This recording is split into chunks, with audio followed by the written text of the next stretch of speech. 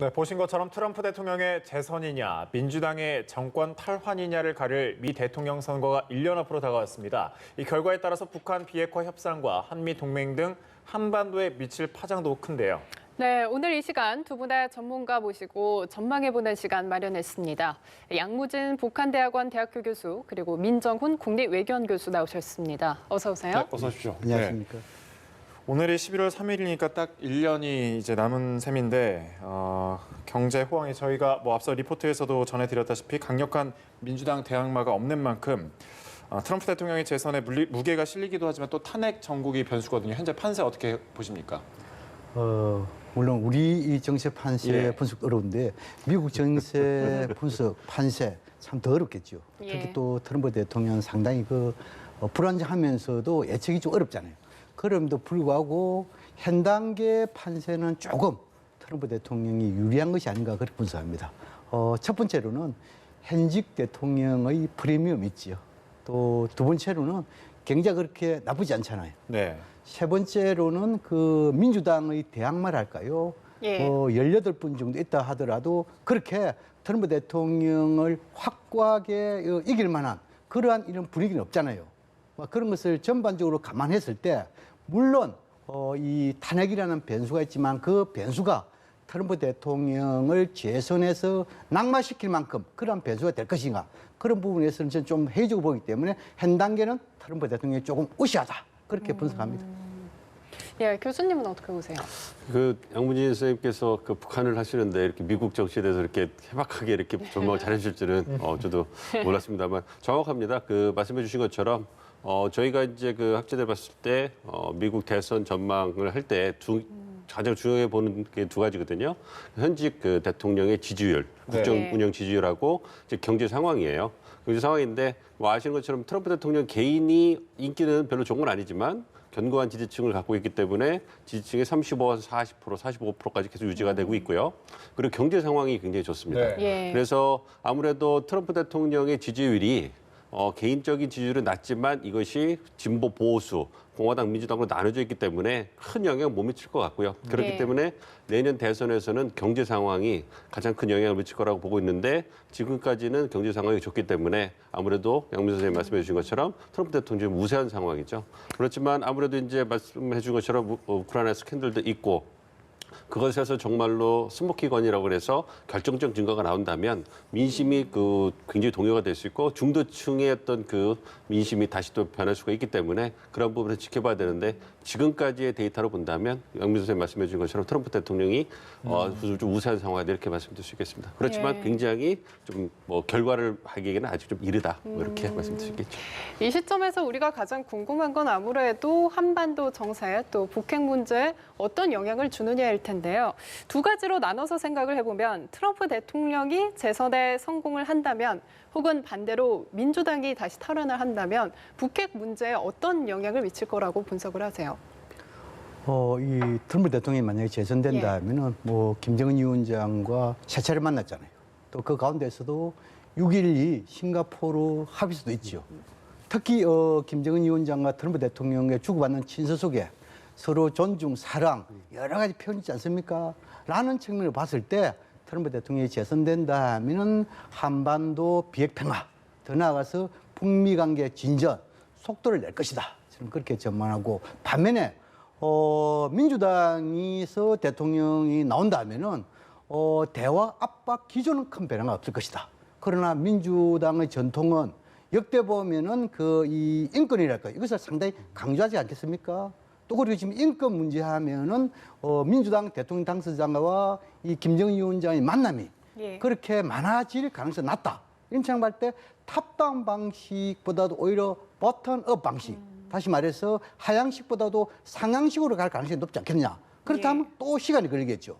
라는 측면을 봤을 때 저는 트럼프 대통령이 재선된다면 한반도 비핵 평화 관계 진전 여기에 대해서 나름대로 크게 도움이 될 것이다. 이렇게 전망합니다. 역시 민 교수님께서도 일단 전제를 좀 달아놔야 될 것 같은데요. 북한이 레드라인이라고 그러죠. ICBM에 확실하게 하지 않는다면 양무진 교수님 말씀해 주신 것처럼 저도 트럼프 대통령이 재선되면 일단은 지금의 최대 압박과 관여 정책에서 관여 정책을 유지할 거라고 생각하고 있습니다. 그리고 내년에 이제 그 대선 국면이기 때문에 북한 문제를 관리하는 것이 가장 그 중요한 목적이 될 거라고 되고 있고요. 그리고 이제 보다도 좀 진전을 나간다면 좋을 텐데 그건 지켜봐야 될 것 같습니다. 그래서 트럼프 대통령이 재선이 된다면 북한이 레드라인을 넘지 않는 한 그 대북 관여 정책은 지속될 것이다 이렇게 보고 있고 반면에 민주당이 그 당선이 되면 조금 더 지켜봐야 될 것 같습니다. 왜냐하면 예. 현재 3명의 유력한 후보가 바이든, 워런, 그 샌더스 후보가 있는데 지금 현재 바이든 후보하고 워런 후보가 양강을 구성하고 있거든요. 예, 이강 일주 이렇게 얘기하는데 아무래도 샌더스 후보는 지난 1년 동안의 어떤 지지율 변화가 거의 없는 걸 보면 예. 그 현상을 깰 수 있는 그 강력한 무엇이 있지 않은 한 치고 올라오기 쉽지 않아 보입니다. 그래서 워런하고 바이든 후보의 어떤 2강 체제로 갈 것 같은데 워런 후보하고 바이든 후보가 어떤 그 최근에 토론에 나와서 북한 문제에 대해서 얘기를 한 걸 들어보면 그러니까 김정은 위원장을 만날 수가 있느냐 이렇게 질문을 했었거든요. 그랬을 때 조건부 만남을 얘기를 했었어요. 예. 그 일정한 조건이 달성된다면 김정은 위원장을 만날 의사가 있다. 그리고 선생님 말씀해 주신 것처럼 민주당이 전통적으로 대북 관여 정책을 해왔기 때문에 예. 그 기조는 그 유지가 되겠지만 조건을 달았기 때문에 아무래도 인권 문제라든지 아니면 워런 후보가 얘기한 것은 현재 북한 핵 능력의 동결을 약속한다면 만날 수 있다. 그리고 바이든 후보 같은 경우에는 바텀업 방식으로 해가지고 그리고 동맹국과의 어떤 그 긴밀한 협력을 통해서 북한의 어떤 진지한 의사가 있으면 만날 수 있다. 이렇게 얘기를 했기 때문에 아무래도 관여 정책은 지속되겠지만 트럼프 대통령의 대북 정책과는 아무래도 좀 그 차이를 둬야 되기 때문에 예. 그 트럼프 대통령 대북 정책을 이제 검토를 하고 그리고 이제 조건부에 대해서 원칙을 세우겠죠. 그렇기 때문에 시간 좀 걸릴 것이고 만약 그 부분에 대해서 북한이 맞추지 못한다면 대화 분위기가 진전돼 나가기는 좀 시간이 걸릴 수 있다. 이렇게 좀 예상하고 있습니다. 예. 네, 북한이 셈법을 셈법 전환을 제시하면서 요구해온 연말이 또 다가오고 있다는 점도 염두에 둬야 될 텐데 잠수함 발사 탄도미사일로 좀 어느 정도 이제 압박 수위를 끌어올렸습니다. 이 북한이 짜고 있는 판이 좀 유리하게 짜고 있다 이렇게 어떻게 보십니까? 북한이 예. 연말까지 이렇게 기한 설정 여기에 대해서 한 2가지를 고려했다고 생각됩니다.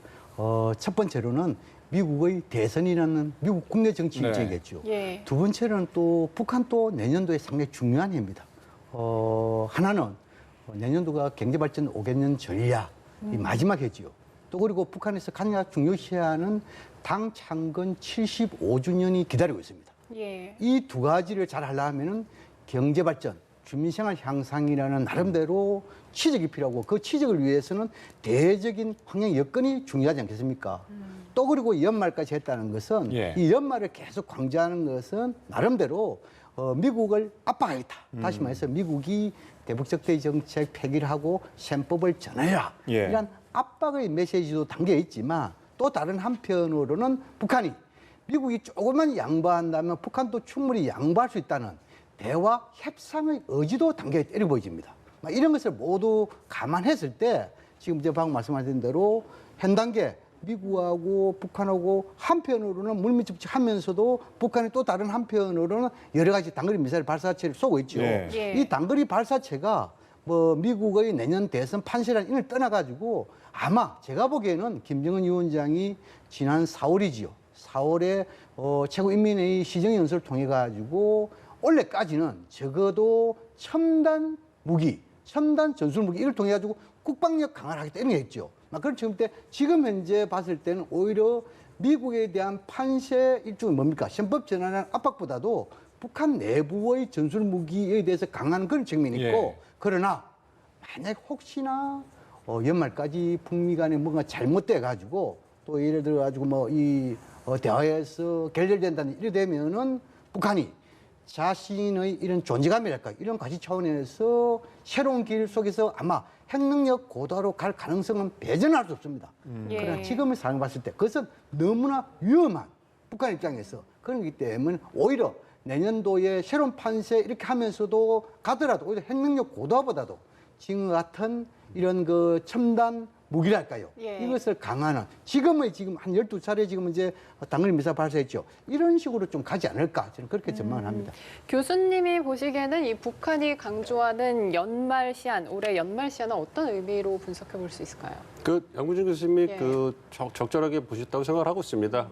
사실 김정은 위원장이 4월에 시정연설하면서 연말 얘기했을 때 뭐 북한의 어떤 스케줄, 미국의 스케줄 다 고려했겠지만 최대한 시간을 확보하려는 그런 측면도 있다고 생각을 하고 있습니다. 그래서 어쨌든 내년 또 신년사가 나와야 되기 때문에 최대한 시간을 확보하고 그 안에 미국 측에서 보다 전향적인 조치를 취해줌으로써 진전을 이끌어낼 수 있는 시간을 확보한 그런 부분도 있다고 생각을 하는데요.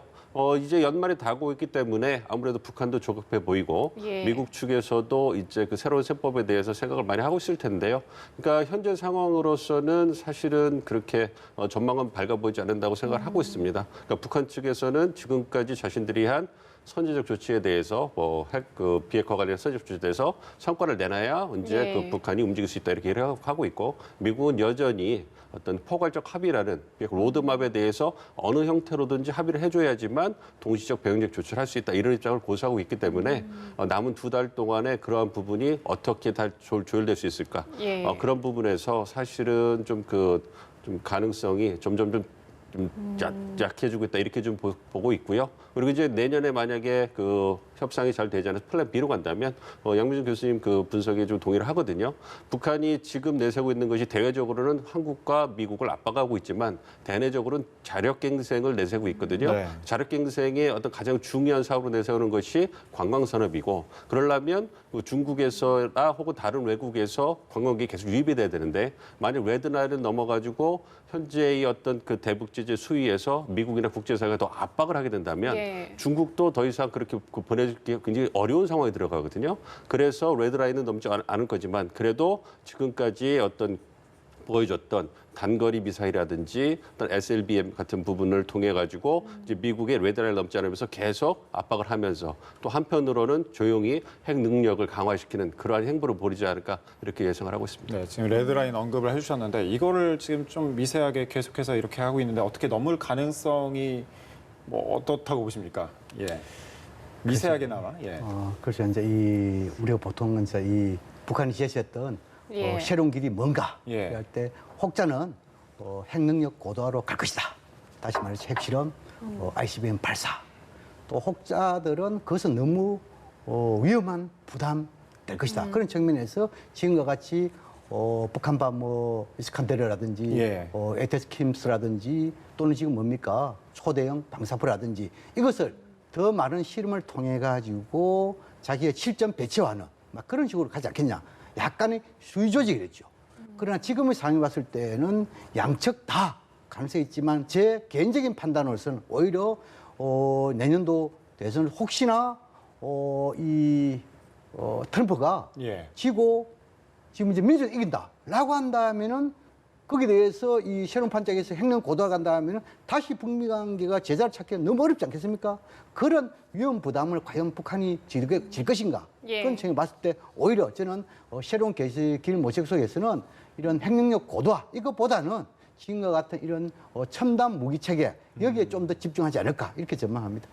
사실 북한 입장에서는 조금 답답해할 수도 있는 게 트럼프 대통령이나 폼페이오 국무장관 역시 북한 미사일 발사는 큰 사안이 아니라는 반응이고 또 트럼프 대통령 입장에서는 국내 정치 문제에 지금 더 집중하고 있는 게 아닌가 이런 생각이 드는데요. 어떻게 보세요? YS 문제도 그렇고요. 아마 지금 제가 보기에는 지난 10월 5일이죠. 스웨덴 스톡홀름 실무협상에서 비록 북한은 결렬됐다 예. 선언했고 미국은 좋은 회담이었다 이렇게 서로 상반된 입장을 냈지만 그럼에도 불구하고 미국이 다소 유연한 예. 입장을 제시했고 그 입장을 지금 북한에서 상당히 검토를 하고 있다 저는 그렇게 분석을 합니다. 그런 측면이 있고 또 하나는 뭐냐면 지금 현재 북미 간에 여러 가지 채널이 동원되고 있다. 다시 말해서 뉴욕 채널이라든지 또는 한라인이라든지 기타 여러 채널 속에서 의미 있는 결과는 도출되지 않았지만 뭔가 연말까지 성과를 내겠다는 그런 측면이기 때문에 좀 기다려볼 필요도 있지 않겠냐 이 생각이 들고 그다음 지금은 이제 우리가 뭐냐면 북미 간에 트럼프 대통령도 혹시나 과거에 보면은 한반도 문제가 미국 대선에 크게 영향을 미치지 못했습니다. 그럼에도 불구하고 지금까지 트럼프 대통령이 항상 지적하면은 북한이 핵실험 안 했다. 네. 그리고 ICBM 발사 안 했다. 이런 것을 강조하잖아요. 여기에 대해서 내년도에 이런 선거 기간에 혹시나 북한에서 핵실험과 ICBM 발사했다 하면은 지금까지 트럼프 대통령이 강조했던 것이 물거품이 되지 않겠습니까? 그런 것을 다 감안해서라도 트럼프 대통령도 지금 상황에서는 관리력이기 때문에 방금 먼저 우리 앵커께서 말씀한 대로 북한이 이런 초대형 방사포 발사 여기 대해서 상당히 뭡니까? 유엔 안보리 결의안 위반은 됐지만도 협상에 집중하려는 그런 측면에서 관리거든요. 그래서 그런 측면 봤을 때 제가 보기에는 트럼프 대통령도 아마 연말까지, 그러나 미국도 자존심 있잖아요. 북한이 연말까지 가자 이랬는데 연말에 뭔가 미국이 양보하는 이 모양새를 취하면은 트럼프 대통령 미국 관료들이 자존심이기 때문에 아마 제가 보기에는 연말이랑 중요했지만 연말을 조금 넘기는 적어도 1, 2월 정도 되면은 3차 정상회담을 통해 가지고 의미 있는 결실이 나올 것이다. 저는 그렇게 전망을 합니다. 네. 예. 폼페이오 장관도 여전히 좀 더디긴 하지만 계속해서 노력하고 있다라고 언급을 하고 있고, 스톡홀름 노딜, 그러니까 스톡홀름 실무 협상이 이제 결렬되고 나서 어떻게 좀 북미 간의 물미 협상이 좀 시작이 됐을까요?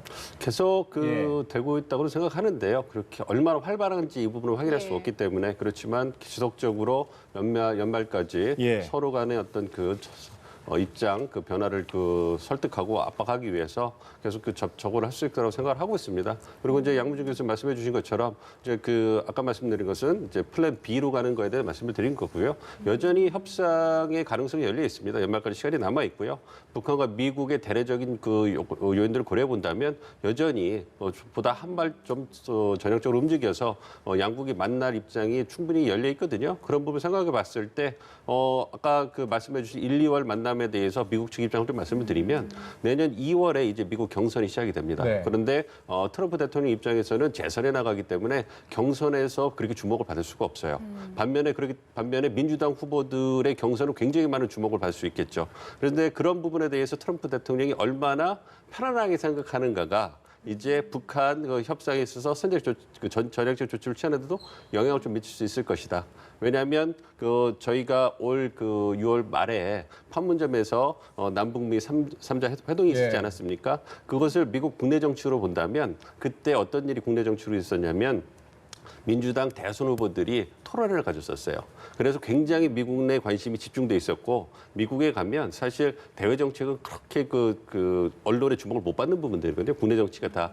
그리고 지금 이제 대선판이 열렸기 때문에 그런 상황에서 이제 트럼프 대통령이 이제 남북 판문점에서 회동이 열림으로써 그 정확한 시간에 사실은 CNN이나 그런 언론들이 대선 토론회를 취재하기로 돼 있었는데 워낙 큰 이벤트가 풍조에 밀리니까 그것이 바뀌어버렸어요. 그러면서 이제 민주당 토론회에 어떤 관심이 굉장히 트럼프 대통령의 외교 행보로 이제 돌아온 부분이 있거든요. 그런 부분을 고려해 본다면 충분히 2월에 경선을 앞두고 아이오와 뉴햄프셔 경선을 앞두고 트럼프 대통령이 북한과의 어떤 진전된 협상 결과를 가지고 3차 북미 정상을 해가지고 관심을 이끌 가능성은 충분히 있다고 좀 보고 있습니다. 그렇기 때문에 아까도 말씀드린 것처럼 북한이 조금 더 전향적인 조치를 취해줘서 포괄적 합의, 그러니까 로드맵에 대해서 어떠한 형태로든 북한이 미국이 스레스홀드를 낮춰준다면 그거를 받아준다면 그 다음에는 이제 미국 측에서도 충분히 열린 입장으로서 제재 완화 이런 부분을 충분히 받아들일 수 있거든요.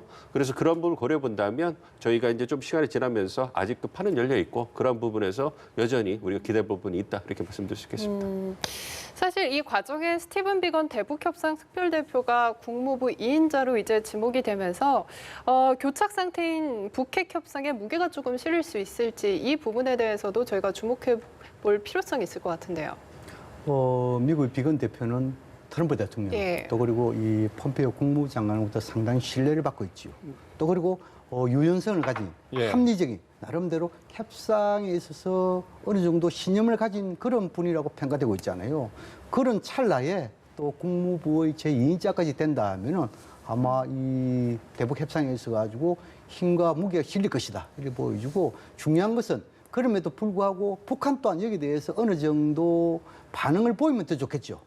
지금 현재 비건 대표의 카운터파트로서 김맹길 대미 특별대표 이분은 아직까지 좀 뭐랄까 협상가의 보다도 실무 수준에 이렇게 평가받고 있지 않습니까? 라는 책임 올 때 비건 국무부 장관과 또 그리고 북한에서 실질적인 북미 협상 이끌고 있는 최선희 제1부상 이렇게 어느 정도 카운터파트가 어느 정도 맞아 떨어진다 하면은 역시 이 두 사람의 대표 사이에서 이 트럼프 대통령과 김정은 위원장 간의 간접적인 예. 의사소통이 되기 때문에 그런 차원에서 아마 속도를 낼 수 있는데 지금 이제 비건 이 대표가 이 부장관 그런 쪽에서 북한이 반응을 하지 않는다면은 다소 좀 우리가 생각대로 가지 않을 가능성도 배제할 수 없다 이런 생각이 듭니다. 예.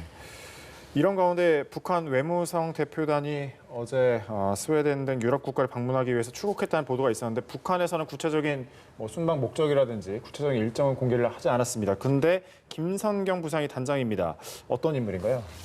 김성경 예. 단장은 그 북한과 유럽 외교 어떤 그 친선협회라고 예. 할까요? 그런 부분을 담당하는 분이시고요. 그러니까 저희가 이번 유럽 방문에 대해 북한 그 대표단 유럽 방문에 대해 예. 관심을 갖는 것은 거기에 스웨덴이 포함되어 있기 때문에 그런 거겠죠. 네. 이제 실무 협상이 다시 열릴 가능성이 모색되고 있는데 지금 나가는 김성경 그 대표단이 가셔가지고 이제 스웨덴의 어떤 그 대북 특사 만나가지고 또 북미 협상을 재개하는 거에 대해서 뭔가 의견을 교환하지 않을까, 북한 측 입장을 전달하지 않을까 이런 부분에 대해서 관심이 집중되고 있는데요. 예. 그렇지만 미국이나 북한이나 어떤 정해진 인물이 중요한 결정을 한다는 걸 고려해 본다면 외교적으로 본다면 네. 김성경 그 부상이 여태까지 북미 실무 협상을 담당해 온 분이 아니기 때문에 김병길 그 대사가 그걸 해오지 않았습니까? 네. 그렇기 때문에 그것이 그냥 우연하게 일정으로 겹쳐진 것인지 아니면 그 일정이 겹쳤는데 스웨덴의 감에 있어서 그러한 입장 전달을 할 수 있을 것인지 요거는 좀 지켜봐야 될 것 같은데요. 지금까지 외교적 관례를 본다면 어떤 그 김성겸 부상팀이 가서 또 그 김병길 대표팀이 하던 일을 어느 정도 보완해준다 이런 가능성은 좀 낮지 않을까 이렇게 예상을 하고 있습니다. 예, 사실 이렇게 물밑 협상이 이루어지고 있을 거라고 저희는 생각은 하지만 트럼프 대통령 입장에서는 아까 말씀을 해주셨지만 여러 가지 이슈가 있고 IS 문제도 있고 국내 정치 문제도 있는데 이 북한 문제가 대선에 있어서 얼마큼 영향을 줄 거다에 대한 이제 셈법을 하고 있지 않을까요? 그러니까 경선에 물론 이 문제가 거론이 되기는 하겠지만요. 그러니까 앵커 말씀해 주신 것처럼 북한 문제, 특히 대외 정책 문제가 대선에 얼마나 영향을 미칠 것인가 그거를 제가 그냥 제 개인적으로 한번 순위를 매겨본다면 가장 중요한 거는 국내 정책이죠. 그쵸. 경제고 이제 사회 문제가 될 것이고요. 그 다음에 미중 무역 갈등이 될 겁니다. 대외 정책에서도 그 다음에 이제 IS 문제, 그 다음에 이제 북한 문제 이렇게 되겠죠. 그렇지만 총선과 다르게 미국의 중간선거와 다르게 대선은 대통령 재선에 나아가는 대통령이 있는 경우에 다방면에 걸친 대통령으로서의 어떤 성과를 자랑을 해야 되거든요. 그래서 경제 문제가 가장 중요하지만 그래도 그와 더불어서 대외 정책에 있어서도 성과가 많으면 좋은 겁니다. 그러니까 이제 미중 무역 협상도 진전을 보이고 있는데 아직 정확한 부분이 확실한 게 없죠. 그리고 IS 부분에 대해서도 이제 물론 그러한 공습을 통해 가지고 지도자 한 명을 갖다가 사살한 것이 인정이 되지만 그것이 갖고 올 어떤 함의에 대해서는 찬반 논의가 굉장히 좀 첨예한 부분이 있거든요. 그렇기 때문에 트럼프 대통령 입장에서는 북한 문제를 갖다 취임 후에 굉장히 신경 써 왔기 때문에 그런 부분에 대해서도 그 성과를 얻는 것이 결코 이제 값어치가 떨어진다든가 이런 부분은 아니라고 보고 있습니다. 그래서 트럼프 대통령이 국내 문제라든지 다른 문제로 신경 많이 못 쓰겠지만 비건 대표를 통해 가지고 보다 더 결정권을 줘서 또 성과를 이끌어내는 결과를 가져온다면 마다할 이유는 전혀 없다. 굉장히 환영할 것이다. 이렇게 기대를 하고 있습니다. 네, 마지막으로 교수님께 여쭤볼게요. 그렇다면 북한이 이런 점을 조금 고려하고 있지 않을까요? 그래서 이제 과거 경험적 사례 비춰보면은 미국의 대선 기간에 북한은 주로 관망을 많이 해왔어요. 왜 그러면 누가 될지 불확실하잖아요. 그런 측면이 있고 또 이 트럼프 대통령도 대선 기간에 예를 들어가지고 북한에게만 모든 집중할 수가 없어요. 선거에 대해 또 국내 정치에 바쁘잖아요. 그런 식으로 할 때 아마 내년도에는 크게 무슨 흔들리는 예를 들어가지고 이 북한의 핵실험, 이 대륙간 미사일 발사 이런 것은 좀 어렵지 않겠냐 이렇게 보여지고 그다음에 지금 이제 우리 민 교수님께서 잘 말씀했는데 김성영 북한의 외상이 지금 이제 핀란드, 스웨덴, 폴란드 이렇게 가잖아요. 그다음 몇 가지 미션이 있습니다. 첫 번째는 아무래도 이 스웨덴에게 지난 10월 스톡홀름 북미 협상에 대해서 모든 성의에 대해서 감사의 표시. 또 두 번째는 뭐냐면 지금 이제 북한이 이번에 단거리 미사일체를 발사했잖아요. 여기에 대해서 이 독일이라든지 영국, 프랑스 중심으로 해가지고 이 규탄 이런 거 운운하고 있지 않습니까? 그래서 이것은 순수하게 이거는 뭐냐면 국방력, 이 자유적 국방력 강화 차원이다. 이게 있고 또 지금 이제 김성영 부상은 이런 이 북한과 이 유럽 간의 이런 사회 문화 교류 친선협회 회장을 맡고 있어요. 그렇다면 앞으로 이 북한이 이 관광이라든지 상당히 지금 이제 관심을 많이 가지고 있고 여기 대해서 좀 지지 협조해 달라 이런 게 있고 혹시 하나 더 추가한다면은 제가 이제 우리 문기수 말씀처럼 북한이 지난번처럼 이 스웨덴 여기 대해서 좀 더 중재 역할을 좀 더 강화해 달라 막 그러한 보이지 않는 이런 부탁도 할 가능성은 배제할 수 없다 이런 생각이 듭니다. 알겠습니다. 그렇군요. 자, 대선 1년 앞으로 다가온 가운데 정세를 좀 살펴봤습니다. 양무진 북한대학원 대학교 교수, 민정훈 국립외교원 교수와 함께했습니다. 고맙습니다.